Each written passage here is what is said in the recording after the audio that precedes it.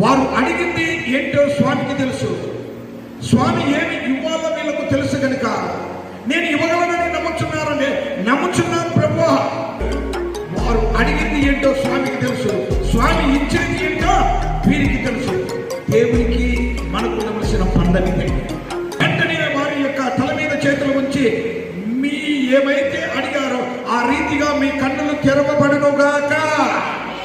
ఈ రాత్రికాల సమయమందు ఏమైతే యేసు స్వామిని నీవు అడగడానికి సిద్ధపడ్డావో, ఏది కావాలని స్వామిని నీవు అడగాలని సిద్ధపడ్డావో, ఇదిగో నీ కుటుంబ విషయమా, నీ పిల్లల విషయమా, మరి పెద్ద చెందుతున్న నీ బాధ విషయమా, కుటుంబంలో జరిగేటువంటి అనేక సమస్యల విషయమా, ఏదైనా సరే స్వామి అంటున్నాడు, అమ్మా నేను ఇది చేయగలనని నీవు నమ్ముచున్నావా?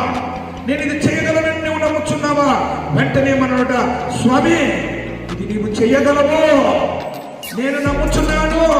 వెంటనే స్వామి అంటాడు, నీ నమ్మిక చొప్పున నీ కుటుంబంలో జరుగునుగా.